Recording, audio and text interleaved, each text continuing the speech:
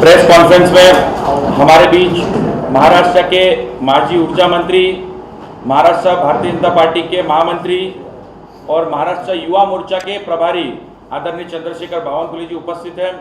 उनके साथ साथ महाराष्ट्र भारतीय जनता युवा मोर्चा के अध्यक्ष सम्मान्य विक्रांत पाटिल जी और मैं तेजिंदर सिंह तिवाना, भारतीय जनता युवा मोर्चा मुंबई अध्यक्ष।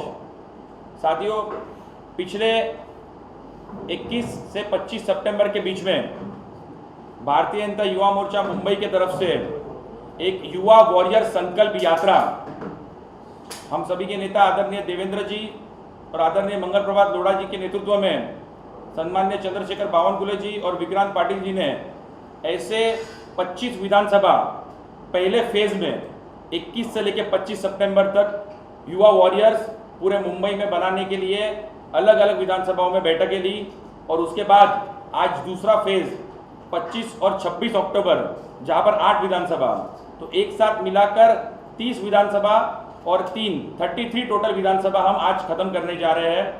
युवा वॉरियर संकल्प यात्रा के माध्यम से हम प्रत्येक बूथ पे मुंबई के 50 युवकों को युवा वॉरियर बनाएंगे और ऐसे 9,987 बूथ में मुंबई के 9,987 शाखाएं खोलेंगे और एक शाखा में 50 युवक वहां के स्थानिक वो वहां के मेंबर रहेंगे। इस संकल्पना से मुंबई ने युवा मोर्चा के माध्यम से एक 5 लाख युवकों की ताकत हम भारतीय जनता पार्टी को देने जा रहे हैं। और मैं आगे बढ़ते हुए हमारे महाराष्ट्र युवा मोर्चा के अध्यक्ष सम्माननीय विक्रांत पाटिल जी से निवेदन करूंगा कि कार्रवाई को आगे बढ़ाएं। भारतीय जनता युवा मोर्चाच्या वतीने महाराष्ट्रभरात युवा युवतींच्या असंख्य प्रश्नांसाठी सातत्यपूर्ण आम्ही काम करतच असतो। युवा युवतींचे असंख्य प्रश्न, त्यांच्या अन्यायाला वाचा फोडण्यासाठी भारतीय जनता युवा मोर्चा हा ताकदीनं काम करतोच आहे, रस्त्यावर उतरतोच आहे। आणि आज राज्यामध्ये जी अराजकता माजलेली आहे, अनेक प्रश्न विद्यार्थी युवांचे तयार झालेले आहेत, त्यासाठी युवा मोर्चा हा संघर्ष करतोय। MPSCच्या विद्यार्थ्यांचे विषय असतील, आरोग्य सेवकांचे विषय असतील, युवा मोर्चा ताकदीनं त्या विषयांना जाब विचारतोय, अन्यायाविरोधात वाचा फोडतोय।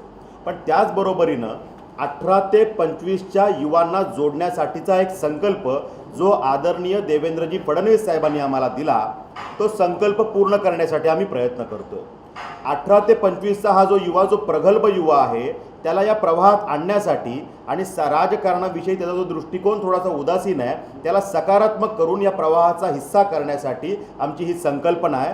राज्याच्या कानाकोपऱ्यात युवा वॉरियर्सच्या माध्यमातून युवांचं एक वादळ तयार करण्याचा आमचा प्रयत्न आहे।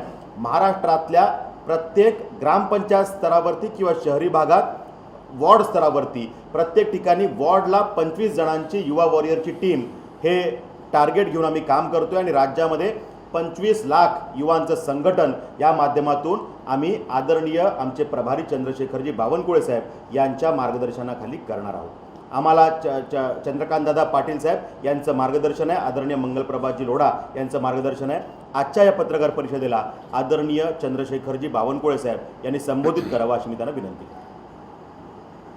महाराष्ट्रामध्ये 25 लक्ष आणि मुंबई शहरामध्ये 5 लक्ष युवा वॉरियर ही संकल्प यात्रा संकल्पपूर्तीकडे आलेली आहे। 288 पैकी 132 विधानसभा या संकल्प यात्रेने पूर्ण केलेल्या आहेत।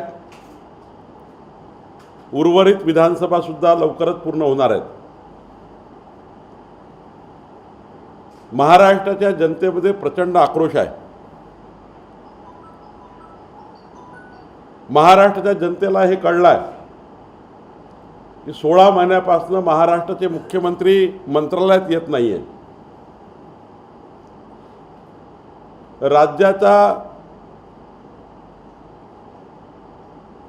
राज्यकर्ता मुख्यमंत्री जर मंत्रालयात येत नसेल तर राज्य कसं चालणार, हा प्रश्न आता जनतेच्या मनात आला आहे। विधानमंडळातल्या आणि विधान परिषदेच्या आमदारांना हे माहीत झालं आहे की मागच्या 16 महिन्यामध्ये एकाही पत्रावर मुख्यमंत्र्यांनी सही केली नाही। आमदार जातात तेव्हा पत्र घेण्यात येते, पत्र बाजूला ठेवण्यात येते। शेतकऱ्याचे वीज कनेक्शन कापल्या जात आहे, शेतकऱ्याचा मुलगा युवा वॉरियर व्हायला तयार आहे। या सरकारचा बदला घेण्याकरता तो आमच्या पाठीशी उभा झाला आहे। आदिवासी भागातली खावटी बंद केली आहे। आदिवासी परिवारातला युवा वॉरियर्सकडे, आमच्या युवकाकडे आकर्षित होतो आहे, पक्षाकडे आकर्षित होतो आहे। विदर्भ, मराठवाडा, उत्तर महाराष्ट्र वैधानिक मंडळ या सरकारने बंद केले। संपूर्ण डेव्हलपमेंट या सरकारने थांबवलं। संजय गांधी योजनाचे 4 महिन्यापासून पैसे नाही आहे। रस्त्याची कामे बंद, पुलाची कामे बंद, व्यक्तिगत लाभाच्या योजना बंद। एकंदरीत महाराष्ट्रामध्ये या सरकारचा कंट्रोल सुटलेला आहे आणि मंत्री आपल्या गावापुरते झाले आणि मुख्यमंत्री बांद्र्यापुरते झाले आहे असं आता लोकांना वाटायला लागलं। मुंबईच्या 33 विधानसभेत जाताना मराठी माणूससुद्धा आता शिवसेनेवर रागावलेला आहे। अनेक युवा कार्यकर्ते जल्लोषात भारतीय जनता युवा पक्षाकडे युवा वॉरियर्स होण्याकरता सेल्फी काढून त्याचं रजिस्ट्रेशन ते करतायत। महानगरपालिकेमध्ये आश्वासन दिलं होतं 500 स्क्वेअर फीटपर्यंत मालमत्ता असलेल्या घरमालकांना आम्ही मालमत्ता करा सूट देऊ। ते मध्यमवर्गीय लोक युवा वॉरियर्स या योजनेकरता आम्हाला फोन करताय की आमच्या मुलाला युवा वॉरियर करा, आम्हाला या सरकारचा बदला घ्यायचा। आणि त्यामुळं भारतीय जनता युवा मोर्चाने जो संकल्प यात्रा काढलेली आहे ही केवळ 25 लाख युवकांपर्यंत थांबणार नाही आहे, तर या महाराष्ट्रात लाखो युवक शिक्षणाचा बट्ट्याबोळ, परीक्षेचा बट्ट्याबोळ, युवकांचे प्रश्न आणि या प्रश्नावर सुद्धा युवा शक्ती आता जागृत झालेली आहे।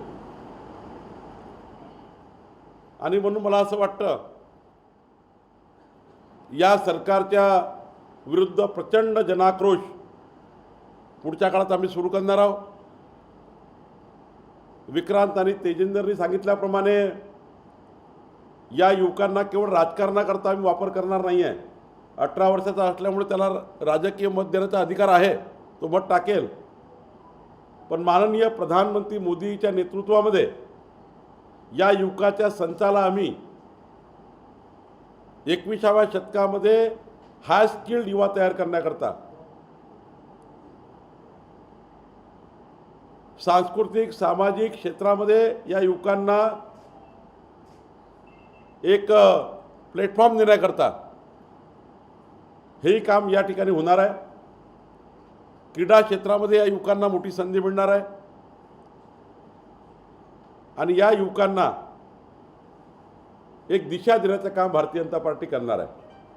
आणि मला वाटतं की एकीकडे महाराष्ट्रामध्ये जी तयार झालेली नाराजी आहे त्या नाराजीच्या माध्यमातून जो युवा भाजपला जुळेल त्या युवकांना आम्ही सर्व प्रकाराने तयार करून त्याच्या जीवनामध्ये त्याच्या पाठीशी उभं होऊन त्याला लागणारी आवश्यक मदतही आम्ही करू। आणि हा संकल्प यात्रा पुढच्या काळात पुन्हा सुरू राहील। 288 विधानसभेमध्ये 97,646 बूथपर्यंत मी स्वतः युवा मोर्चाच्या या संकल्प यात्रेमध्ये सहभागी आहे।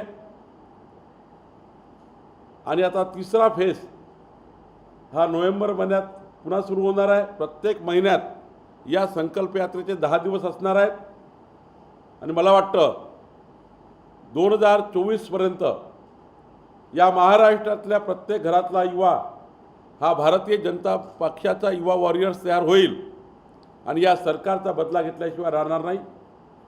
इतकी नाराजी जनतेमध्ये तयार झाली आहे आणि निश्चितपणे या सरकारच्या विरुद्ध संघर्ष करण्याकरता आम्ही तयार आहोत। आणि संघर्षात्मक पुन्हा एकदा या महाराष्ट्रामध्ये चांगलं सरकार देण्याकरता युवा वॉरियरसुद्धा आम्हाला मदत करतील अशी अपेक्षा आम्हाला आहे. ते है तो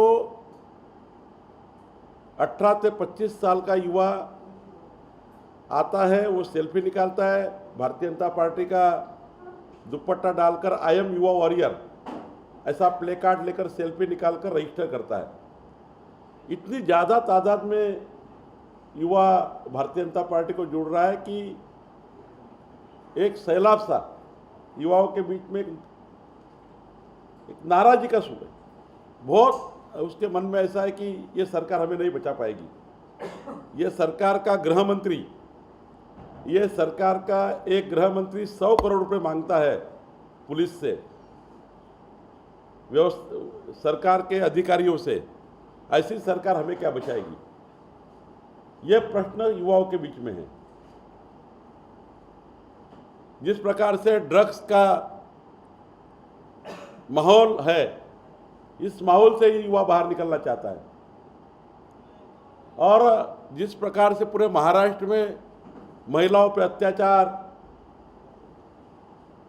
युवाओं के प्रश्नों को लेकर इस सरकार की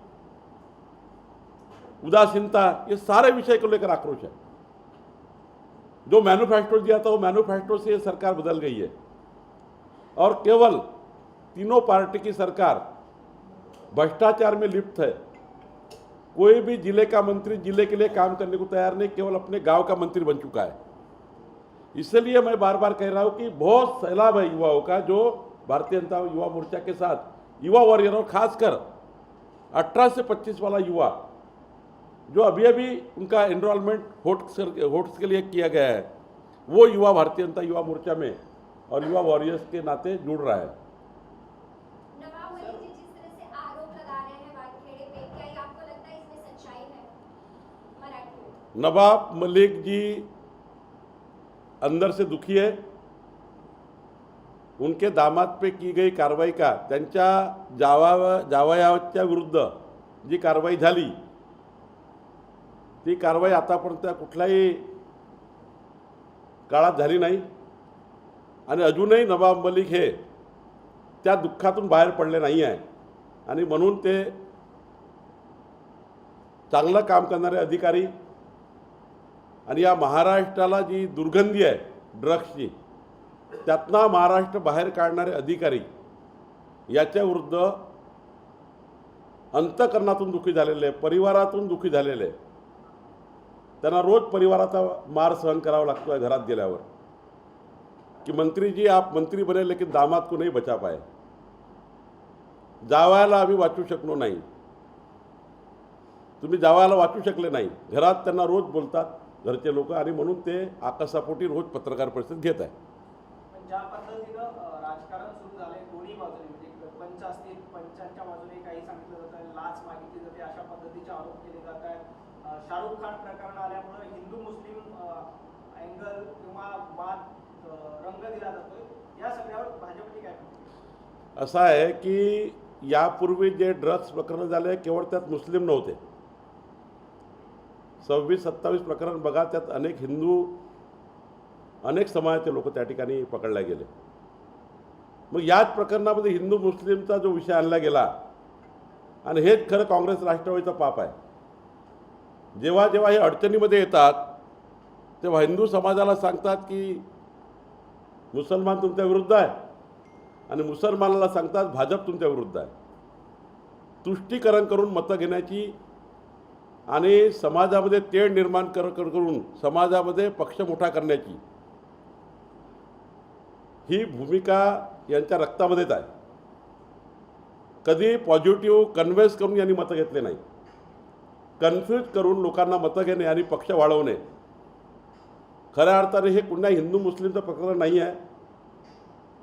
जे पकडलं गेलं ते रेकॉर्डवर आहे, जे पकडलं गेलं ते CCTVमध्ये आहे, जे पकडलं गेलं ते कॅमेऱ्यात आहे. आणि मग या पद्धतीने पकडल्या गेल्यानंतर आपण आपल्या विरुद्ध गेल्यावर पूर्ण संस्थेला वेठीस धरणे आणि सरकारचा दुरुपयोग करणे. आज ज्या पद्धतीने नवाब मलिक आणि सरकारचे लोक वागत आहे, सरकारच्या प्रशासनाचा पूर्ण दुरुपयोग करून आणि संभ्रम तयार करून घटनेला डायव्हर्ट करणे, तपासाला डायव्हर्ट करणे, तपासावर प्रेशर निर्माण करणे, याकरता मला वाटतं या सरकारचं काम चालू आहे.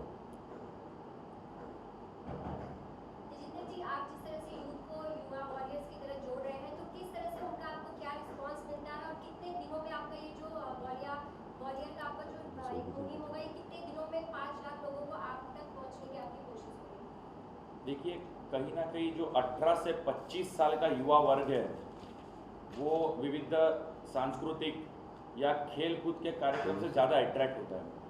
तो हम बूथ स्तर पे, मंडल स्तर पे, जिला स्तर पे ऐसे विविध कार्यक्रम, चाहे वो सिंगिंग कंपटीशन हो, डांसिंग हो, स्पोर्ट्स एक्टिविटीज़ हो, तो 18 से 25 साल के युवकों को अट्रैक्ट करने के लिए हम ये युवा मोर्चा मुंबई के माध्यम से मंडल, बूथ और जिला स्तर पे ऐसे एक प्रतियोगिता अलग अलग जगह पे हम करने वाले हैं, जिसके माध्यम से जो हमारा टारगेट है वो हमें पूरा विश्वास है कि 26 जनवरी से पहले हम 5 लाख से भी ज़्यादा युवक मुंबई में जोड़ पाएंगे, जो आने वाले महानगर पालिका चुनाव में भी हमारे योद्धा बन के नीचे उतरेंगे. विक्रांत जी, युवा वॉरियर संकल्प यात्रा दिया गया है नाम, जिस तरह से नाम दिया गया है, तो क्या लगता है किस संकल्प को लेकर आप यूथ को अपने साथ जोड़ना चाहते हैं? युवा वॉरियर्स ये संकल्प देने की है, जिसमें 18 से 25 के स्पेसिफिक युवाओं को हम जोड़ेंगे. ये युवा इस पूरे प्रक्रिया से जो बाजू में है, उनको इस प्रक्रिया में लाने का हमारा ये संकल्प है. और इस युवा का एक मत है, हर विषय में एक मत है, एजुकेशन सिस्टम है, पॉलिटिकल सिस्टम है, सब विषय में एक मत है. लेकिन ये युवा इस सब विषय में अपना मत व्यक्त करना चाहता है, लेकिन वो कर नहीं पाता क्योंकि उसको प्लेटफॉर्म नहीं मिलता. तो उसे उसका मत व्यक्त करने का एक प्लेटफॉर्म हम निर्माण करके देंगे. उसे उसके रुचि के विषय लेके हम जोड़ेंगे. राजनीति हम उसे बताएंगे तो वो आज शायद नहीं सुनेगा, लेकिन उसे हम कहेंगे कि आपको प्लेटफॉर्म देने के लिए हम काम कर रहे हैं. कला हो, क्रीड़ा हो, सांस्कृतिक हो, सामाजिक हो, जो उसे अच्छा लगे, म्यूजिक, जैज, नृत्य, जो विषय उसे अच्छा लगता है उसमें हम काम करेंगे. और उसको जब ऐसा लगेगा कि युवा मोर्चा मेरे फायदे का कुछ कहता है, मुझे प्लेटफॉर्म देने के लिए कुछ कर रहा है, तब जाके वो हमसे जुड़ेगा भी, देश प्रेम के इस प्रवाह में आएगा भी और देश को ताकतवर बनाने के लिए काम करेगा भी. तब वो राजनीति भी सुनेगा, नरेंद्र जी मोदी के काम भी सुनेगा, भारतीय जनता पार्टी का संघर्ष भी सुनेगा और देश प्रेम के माध्यम से भारत माता को परम वैभव पे लेके जाने का सपना पूरा करने के लिए काम भी करेगा. ये संकल्प लेके हम काम करेंगे.